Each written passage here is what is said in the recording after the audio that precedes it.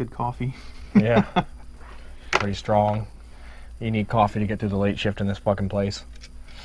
That's a fact. Coffee. Yeah. And this. I don't think you put enough coffee in there. Well,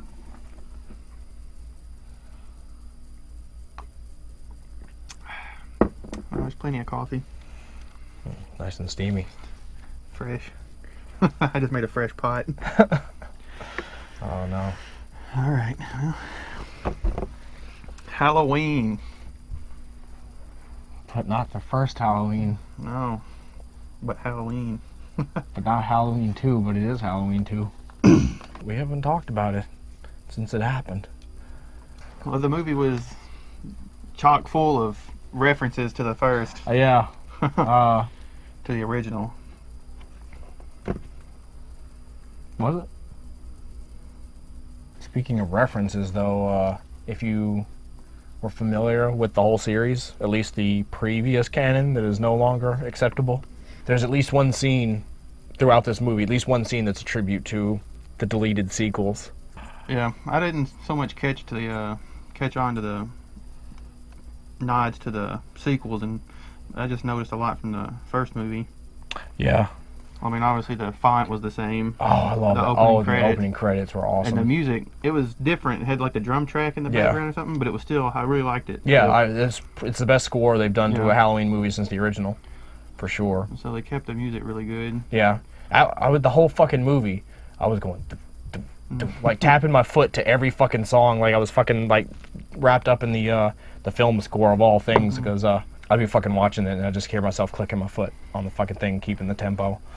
Because I love that fucking score, especially in that first one. Well, what was what was the first reference you remember seeing? First reference. I don't know. It was a good idea because if you're gonna erase the history of a bunch of lackluster sequels, it's cool that they said, okay, well, this was a really good idea. And that one, that was, it's like they didn't want to erase them entirely, so they took the few really good things from the good sequels and found a way to work them in. Because I appreciate the shit out of it. Because I love the bathroom scene in Halloween H2O.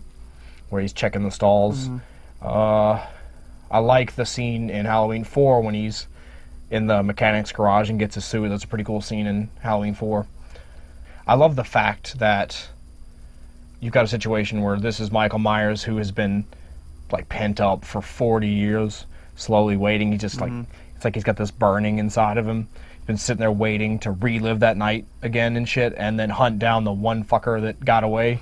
I don't know. I might have been looking into it too closely, but that kid was like, have you ever wanted someone so bad but you couldn't have them? I thought that, yeah, I thought the same thing. I'm like, that's exactly his whole motive in general. Because like, I love it. I know that the filmmaker said that, their approach with Michael Myers in this case is that, that killing spree that night, she's the only character, the only person he's ever gone after that he couldn't get. And that's all he's fixated on. The one that got away. The one that got away, right. So he might not have necessarily come back to Haddonfield specifically looking for her, but definitely trying to relive that night. Yeah. And, because that's the pathology of a fucking crazy person. I love the references, like the animal out of the cage aspect of this character. Like you got a Michael Myers that's been pent up for 40 years, way longer than he was the first time, and that made for a particularly vicious, frustrated Michael Myers. And I actually enjoyed it. I was worried that an overly aggressive Michael Myers might be like, oh, come on, really? But there's a lot more blood in this movie than there was in the first one. But not to the point that I was disappointed. Yeah. And it was mostly aftermath blood. You didn't see him flinging blood on the walls while he's stabbing somebody or sticking his knife in some guts and you see the intestines fall out. It wasn't like a gore movie. Oh. You just saw the aftermath of what the gore was. And not even like fixated. It's not like the camera like held on it very long either. It was just kind of like, oh, whew, I don't want to see that. Pretty creative kills. Almost every fucking one of them are pretty memorable. Yeah, I'd say that if you watch this movie, you should certainly watch the original first, just so you can kind of not know the story, but you can see the hidden things they put in there. There was 2 people in this one that played Michael Myers. 2 that I know of, yeah. Nick Castle and someone else. James Jude Courtney was his name, I think. I'm pretty sure it was James Jude Courtney. I want to say he's a stuntman. Has he ever played Mike in any other He's never movies? played Michael Myers before, no. I'm not sure what else he's done. It's almost like a throwback movie. It's like, hey, remember slashers? They were fucking fun. Yeah, they were. Because the kills were all... It's like Friday the 13th in that sense, where you're like, oh, that's cool. I've never seen that kind of kill in a movie before. Almost every one of them I hadn't really seen before. The guy that he got the teeth from, his jaw was, pulled down. It was... Yeah. I think you might want to rethink paying that guy for dental service. Yeah. I want my money back. Yeah. But Laurie Strode referred to him as the Shape. Mm-hmm. So I liked that. That was good. And then the officer, what was his name? Do you remember? Frank? Frank, Something like that? Something like that. But he referenced the babysitter murders. He called it the babysitter murders. Like Michael Myers. The 1978 babysitter murders. So cool. So having that knowledge. Yeah, it makes you feel good. This is the fucking... I was sitting there thinking when I was watching it, as a Halloween fan, if I wanted a sequel to the original Halloween, that was it. Yeah. Like, I'm 40 years later. Yeah, that's the thing. What you have to do. And the best thing is, I've seen every one of those movies enough to have them pretty well, like, know the storyline full through. And there's like 7 of those damn movies. 7? Wait, 8. There's 8 in the original series, right?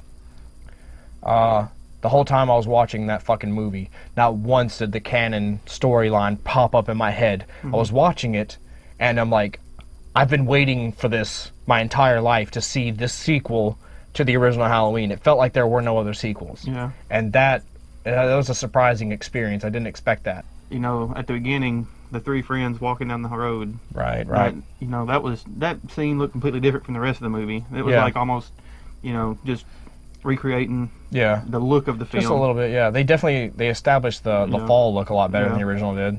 They had a better fall setting. I'll give them that. They had a better budget. What was the budget? 10 million versus 300,000.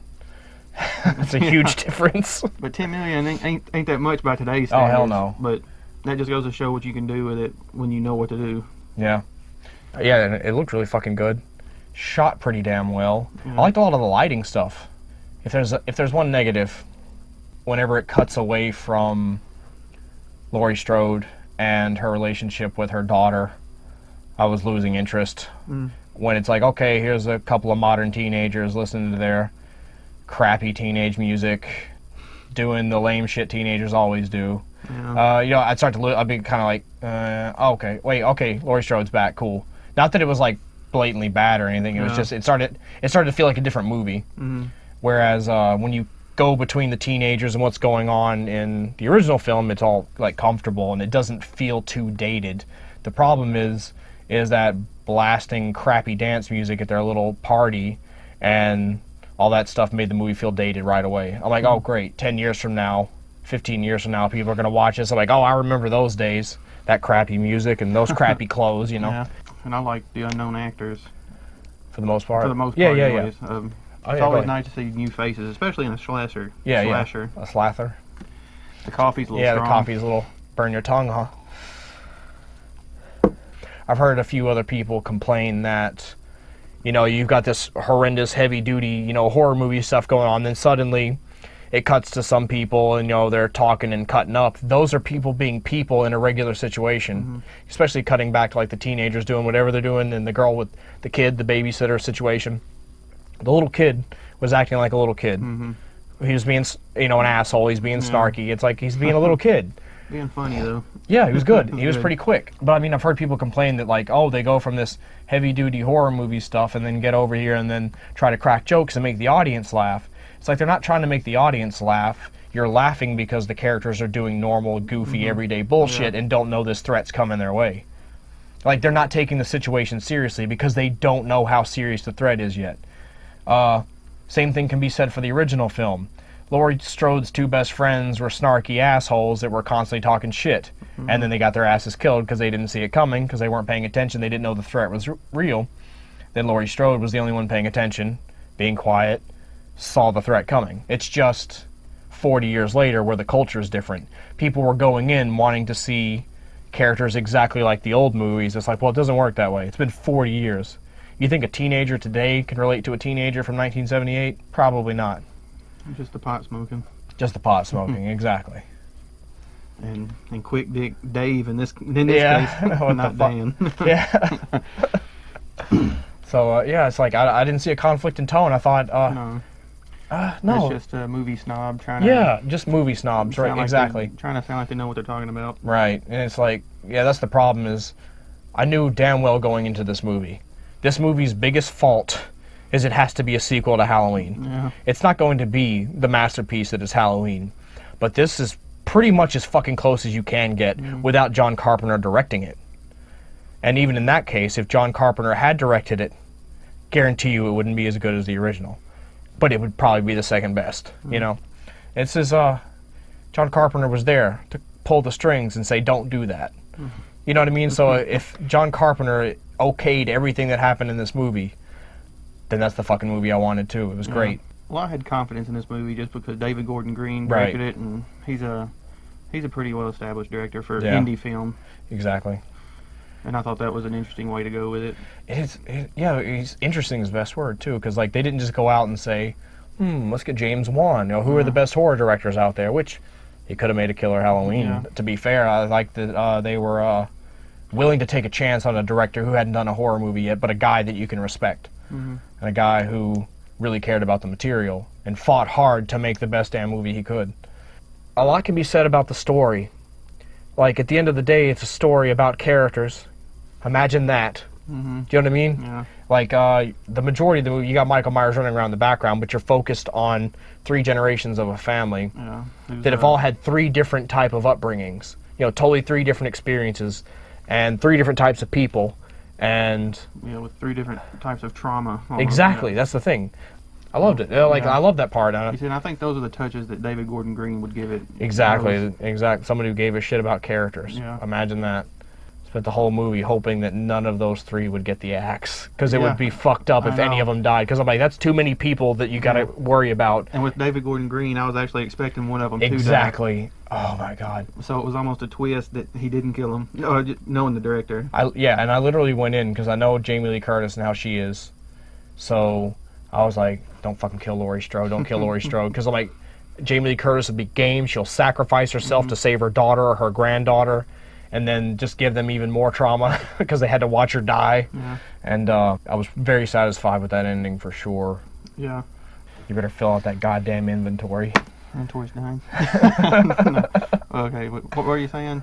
You were most satisfied? I was extremely satisfied because, like, I was on the edge of my seat to say something lame and cliche, as in the movie was like pure tension from beginning to end. Because, like I said, I go into the movie thinking they're gonna kill her. They're just gonna fucking kill her off. There's gonna be a reason for it, but it's like, if Jamie Lee Curtis's character, Laurie Strode, is the survivor, the one person who survived Michael Myers, and she waited 40 years to stop him, and then they killed her off, it would defeat the purpose of those 40 years, you know what I mean? Even if she did sacrifice herself to protect her child or her grandchild, it still would have negated the character. Yeah, it's kind of a cop-out ending just for emotion. And I wouldn't be surprised that I heard that they reshot the ending because the audience hated it during test audiences.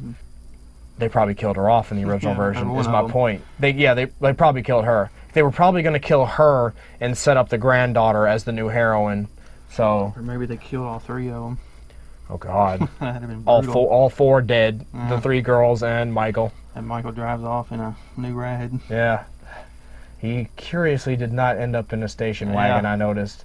Speaking of fan service, which didn't seem to come to fruition. I was hoping to see it. Well, I don't think I was hoping for it, but if they did, I was little part in the back of the mind. Where do you even find a station wagon today? I don't know. That's the problem. Yeah, it just had to be just an SUV of some sort. What are those cars? Ford Magnums. Oh, yeah. Those are the modern station wagon. Those ones that are still floating around. They discontinued them like 10 years ago or something. They do look like a station wagon. They are station wagons, except they're made to look a little more bitchin'. Yeah. Slightly. Slightly. They don't have... That's not your grandpa's station wagon. No. You can call it a twist, but I like a little bit of the twist with the Judy Greer character. Oh, yeah, where she was... When you really start to put it together, you're like, this was all part of the plan for the most part. She knew exactly, like, she's playing this character that's like, oh my God, my mother has got to get over this shit.